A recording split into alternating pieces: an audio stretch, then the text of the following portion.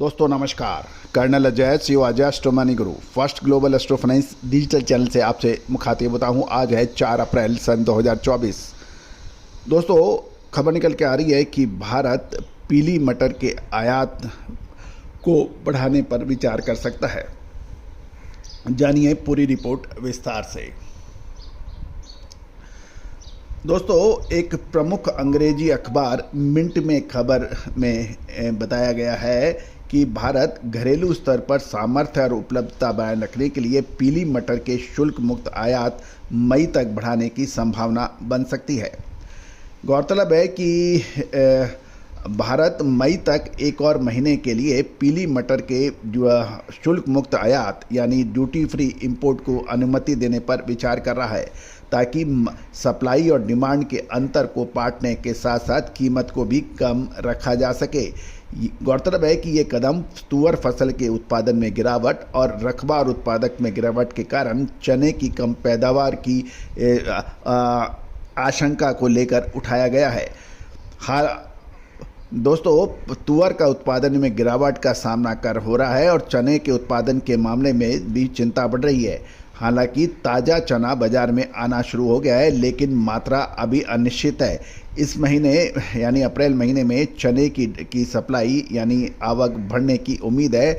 जब तक अराइवल यानी आवक चरम सीमा पर ना पहुंच जाए और तस्वीर साफ ना हो, तब तक पीली मटर के आयात के शुल्क मुक्त आयात की बढ़ने की संभावना बन सकती है। फिलहाल इसे केवल एक महीने तक ही बढ़ाया जा सकता है। दोस्तों खबर ये भी निकल के आ रही है कि अधिकारियों का कहना है हमें चना और अन्य दालों और अंतर्राष्ट्रीय बाजार में अवेलेबिलिटी के संदर्भ में पीली मटर की हमारी आवश्यकता पर विचार करना चाहिए। आप शुल्क मुक्त आयात का विस्तार करते हैं, लेकिन यदि कोई उपलब्धता नहीं है तो उसका क्या मतलब है? ये विचार आपूर्ति और मांग के बीच के अंतर को पाटने है। जबकि पीली मटर के शुल्क मुक्त आयात को एक और महीने बढ़ाने के पीछे तर्क पूछा गया तो ये बताया गया बाजार में गलत संदेश नहीं जाना चाहिए।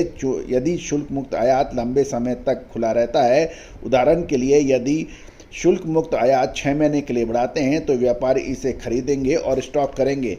अगर वे इसे घरेलू बाजार में नहीं लाएंगे तो उद्देश्य पूरा नहीं हो पाएगा। इसके शेयर पर बाजार के प्राकृतिक प्रवाह को बाधित होता है।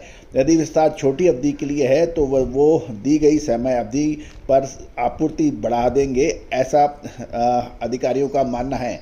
कृषि, वाणिज्य और उपभोक्ता के मामलों के विभागों के वक्त में कुछ प्रश्न प्रेस के लिए में जो पूछे गए थे उनका पूरा उत्तर नहीं भी मिला है। पीली मटर पर 50% का आयात शुल्क पहली बार नवंबर 2017 में लगाया गया था। हालांकि जैसे ही कीमतें बढ़ी, केंद्र ने दिसंबर 2023 की शुरुआत में मार्च 2024 तक शुल्क मुक्त आयात की अनुमति दी है और इस बाद में इसे अप्रैल तक बढ़ा दिया गया है। दालों की रिटेल इन्फ्लेशन यानी मुद्रास्फीति फरवरी में 18.48% थी, जो जनवरी में 16.06% थी। इससे उच्च खाद्य स्फीति के में महत्वपूर्ण योगदान दिया है। कृषि मंत्रालय के दूसरे अग्रिम अनुमान के अनुसार चने की फसल का उत्पादन 12.1 मिलियन मैट्रिक टन होने का अनुमान है, जो पिछले वर्ष के उत्पादन से थोड़ा कम है। चालू सीजन के लिए तुअर का अनुमान अक्टूबर में के 3.42 मिलियन टन के अनुमान से घटाकर 3.33 मिलियन टन किया गया है, लेकिन यह पिछले साल के उत्पादन के बराबर है। गौरतलब है कि पीली मटर के महत्वपूर्ण आयात से इन दालों की सप्लाई में अनुमानित कमी के बीच चना और तुअर की दालें के दाम स्थिर होने की संभावना है। व्यापारिक सूत्रों ने कहा है कि भारत ने 31 मार्च तक लगभग पीली मटर का भारत ने 31 मार्च तक लगभग 7,80,000 टन पीली मटर का आयात किया था और जून के अंत तक 5 से 6.5 लाख टन और आयात हो सकता है। भारत बड़े पैमाने पर कनाडा और रूस से चने के स्थान पर इस्तेमाल होने वाली पीली मटर का आयात करता है।